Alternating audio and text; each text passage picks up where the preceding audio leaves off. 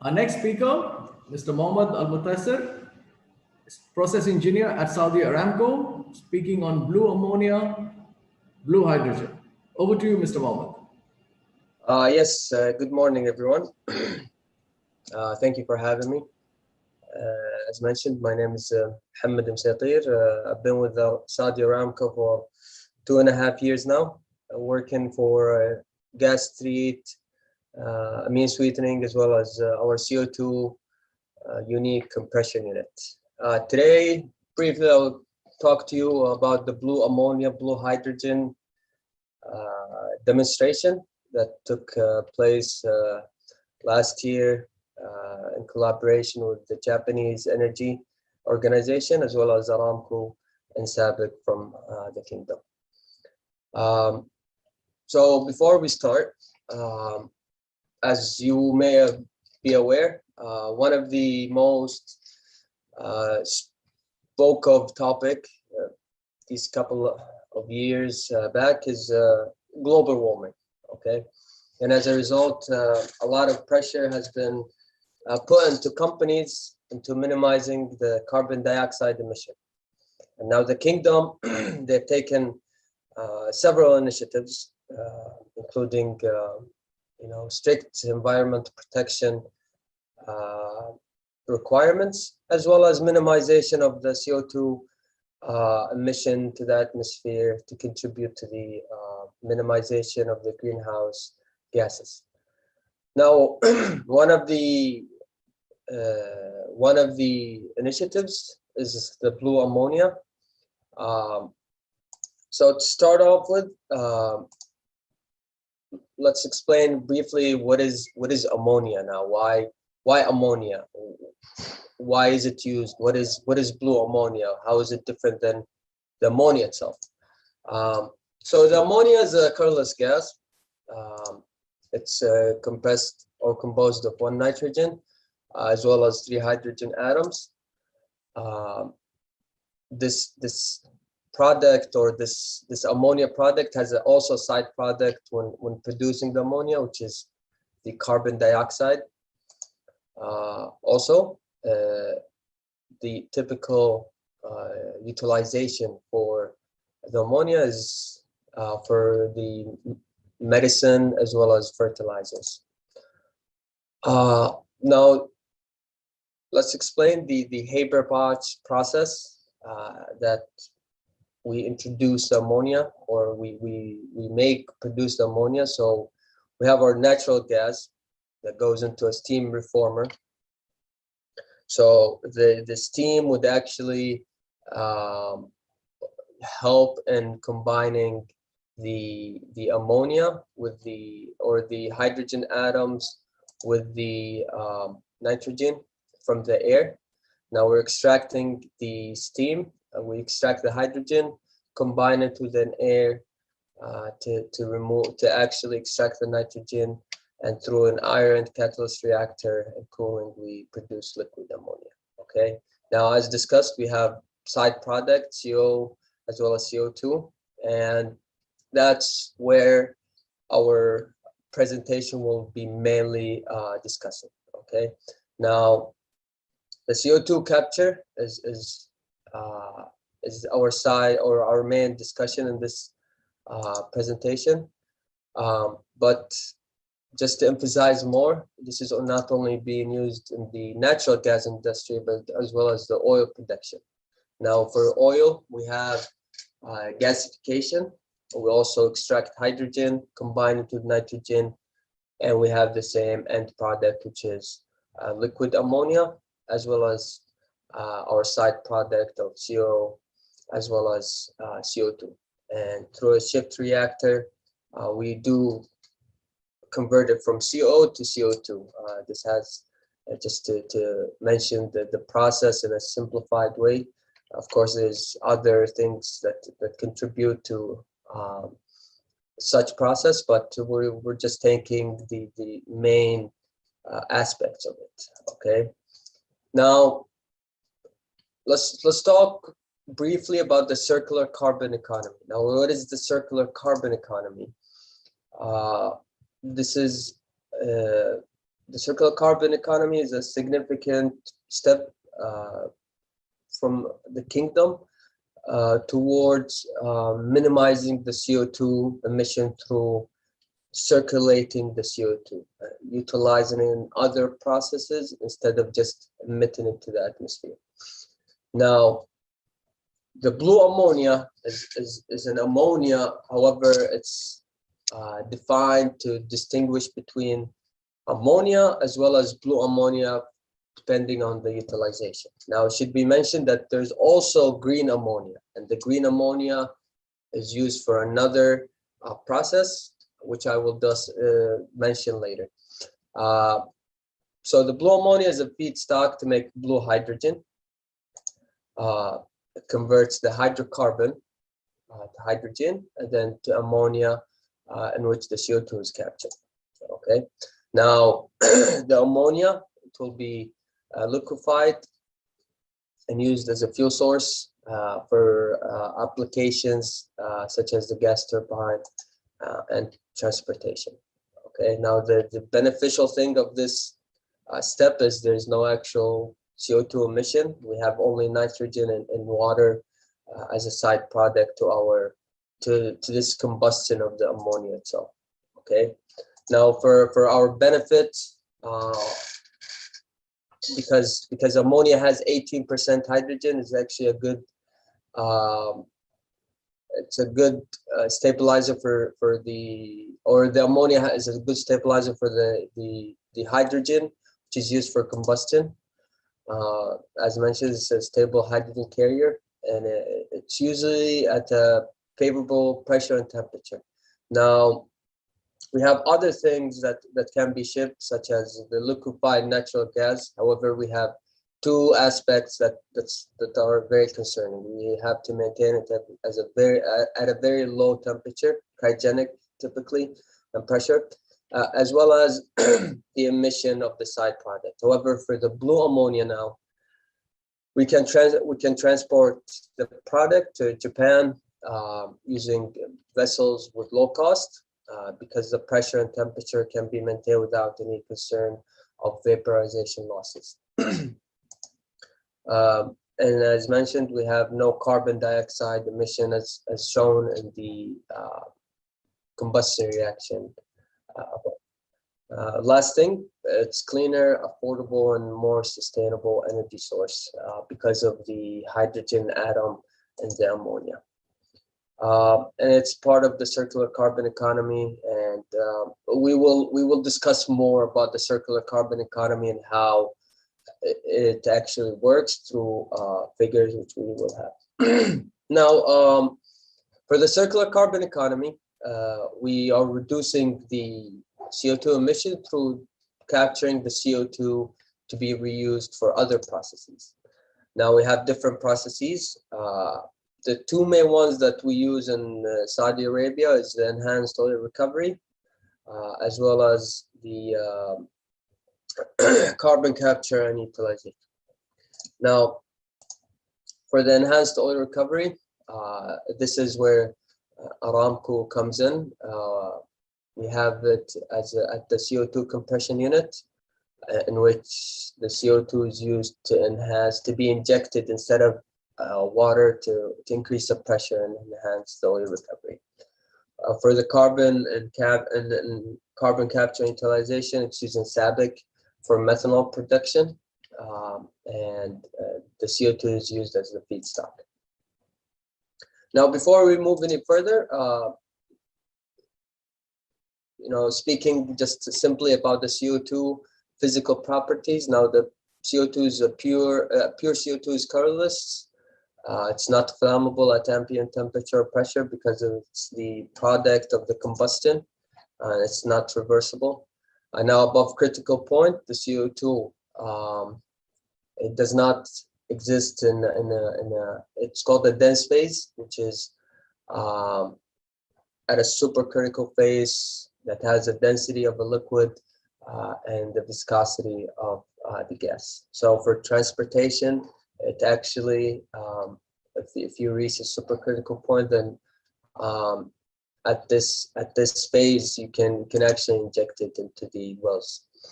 And this is what I've just mentioned. So the most efficient state of CO2 transportation through the pipeline is the dense phase, and we minimize the risk of the phase change. Now the pressure and temperature for the supercritical is around 1070 psig and 88 Fahrenheit.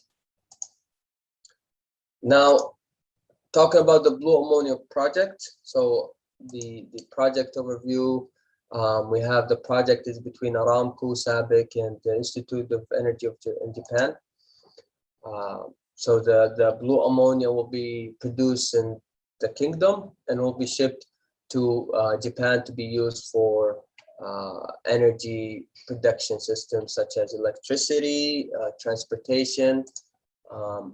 So Japan will use the ammonia as a power source for electricity generation.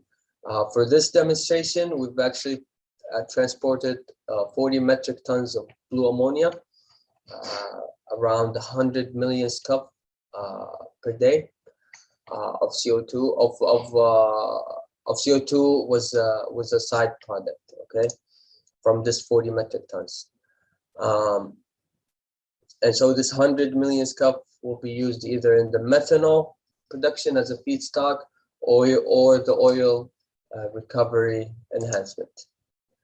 Now, this is a flow diagram of how the blue ammonia works. Now, and bear with me for a moment to explain how it works and what is the beauty of the circular carbon economy.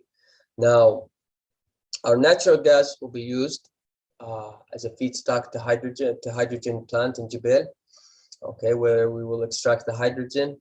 Now, there are two streams that will be split after this process. We have the CO2 after the shipped reactor to move it from CO to CO2. The hydrogen will be used in an ammonia plant where the nitrogen from the air is introduced, and we produce a blue ammonia, okay? Now, the blue ammonia for this demonstration, it was used for 3 different plants in Japan. One where we generated 50 kilowatt of electricity through micro gas turbine, 2 megawatt, as well as the co-firing in a boiler, okay?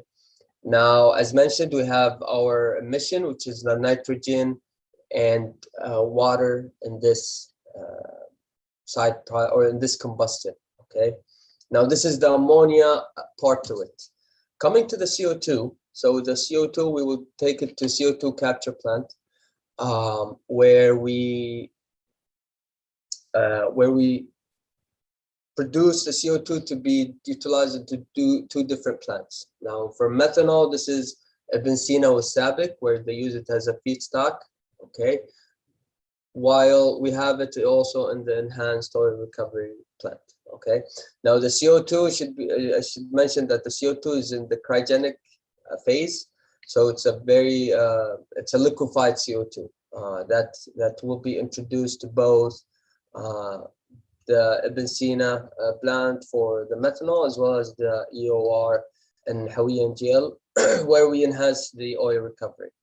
Now, once we enhance the oil recovery, we actually increase the natural gas production, in which it will also help us in increasing our feed or our natural gas production, as well as using the CO2 that is used to enhance oil recovery to be increasing our production over and over again. So it's a circular process. We use the CO2 to enhance the recovery. We use the natural gas that we use the CO2 to enhance the recovery of it to produce the ammonia that will be used and shipped to Japan to produce electricity, which has no emission to it.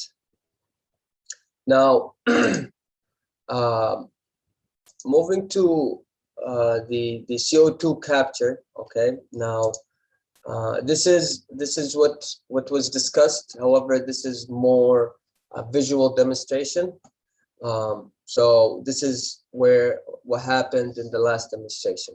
Now we have our ammonia production, where SABIC tank will actually store the ammonia and add refrigerant phase for the ammonia, which is free of CO2, will be shipped to Japan for electricity generation.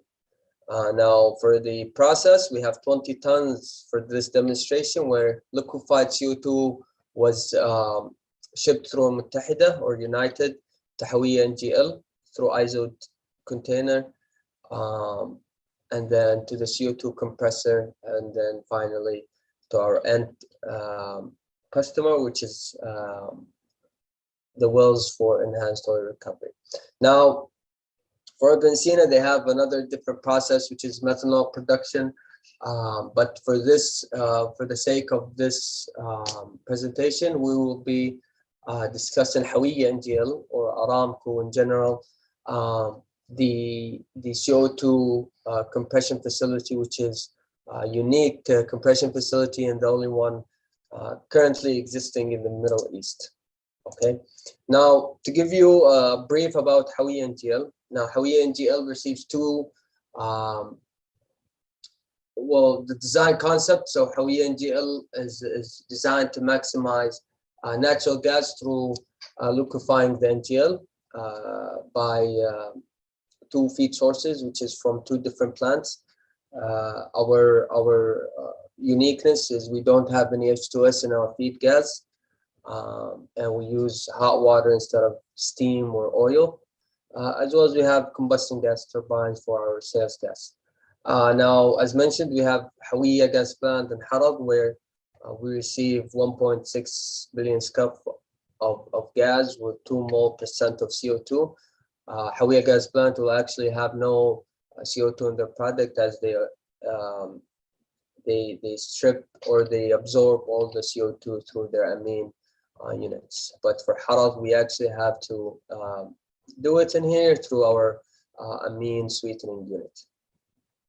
Now, this is HNGL or Aramco contribution to the blue ammonia. Okay, now after we extract the CO2 from the feed gas to be used in the downstream facility for liquefying the NGL, we strip the CO2 from the amine, where 32 million scuff of CO2 will be used to enhance the oil recovery unit, to enhance the oil recovery. Okay, now this unit already exists at HNGL, and there's continuous production of CO2, around 500 GPM of production of CO2 through the CO2 compression unit. Now, there are several systems to it. First being our integrally geared CO2 compressor, consisting of 7 stages, and this is to increase the pressure of the CO2 from around 8 psig to 1,500 psig. Okay, now we have also a dehydration unit, and the purpose of the dehydration unit is to remove the moisture from the CO2 to meet the pipeline specification, to prevent any corrosion in our pipeline, especially with CO2. Okay, the 2 other systems is our cooling system, and this is just to cool the rotating equipment as well as the compressor. And finally, our dense phase pump, which is to pump it from 1,500 to almost 3,500 psig. Now, for the demonstration, we actually received a batch of liquefied CO2. And the batch of the CO2, we got it from Al Muttahida through a cryogenic tank. We're taking almost 20 tons of CO2, and through this schematic of the skid that they brought, we've actually reduced the pressure of the CO2 to meet the inlet boundary conditions, in which we increase our production by almost 60 GPM. Now, the skid is it's not complicated. We only need the vaporizer as well as a pressure reducing devices, and through this we actually introduce CO2 as if it was coming from our amine unit. And this contribution, this is actually only a demonstration. We've actually discussed it with also the enhanced oil recovery plants to see if any change in the well behavior or anything, just as a precaution to the different in our feed composition. However, the only feedback we received is good feedback. Okay, now for the sake of this, actually Aramco now is exploring to also build other CO2 compression units to contribute to the CO2 circular carbon economy. Now, before I conclude, the outcome of this demonstration, as mentioned, 40 tons of blue ammonia was dispatched to Japan, free of CO2. The CO2 was also dispatched to HNGL as well as Ibn Sina, with 30 tons of CO2 to Ibn Sina and 20 tons of CO2 to HNGL. Now, for the path forward, there are several things that are going on in the kingdom. There a plan to be the biggest exporter of blue hydrogen, to be sent to Japan. And now Japan is doing a phased transition to move from natural gas to generate electricity to blue hydrogen, and through the blue ammonia project. Now they will start at 10% and move their way up until 100%. This is expected by 2030, where Japan will run almost all their energy source from blue hydrogen. Also, now there's a plan for a project for a hydrogen-based ammonia plant, and this will be in Neom, near the Red Sea, in the western area.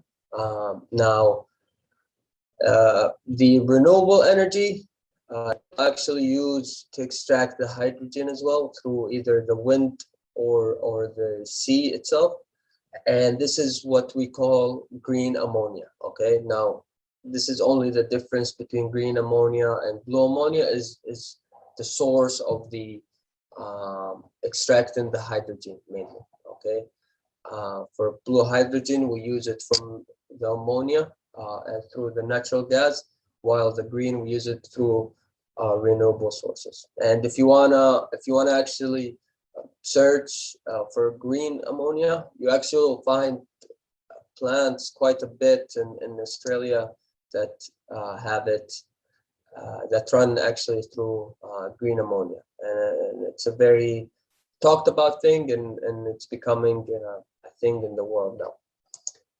That's all from my side. Thank you for listening, and I'm happy to answer any questions. Thank you. Thank you, Mohammed. Thank you. So it looks like we have a very blue future, yeah? Blue ammonia.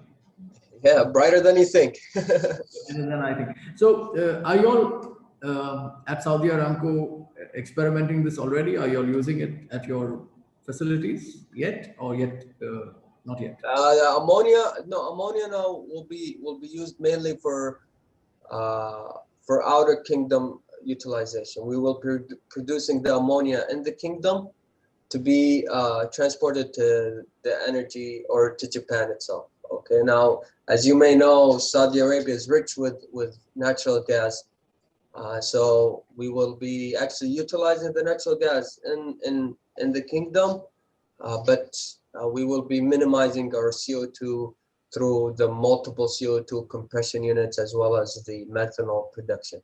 So this is mainly it. So it's more of hitting two birds with one stone. So you're actually making money through the blue ammonia, as well as you're minimizing your CO2 to contribute to the greenhouse's emission. Thank you, Mohammed. If there are any questions, I will forward it to, and you can reply to our attendees directly. No problem. Thank you. Have a nice day. Bye-bye. Thank you. You as well. Thank you. Thank you for having me. All right. Bye-bye.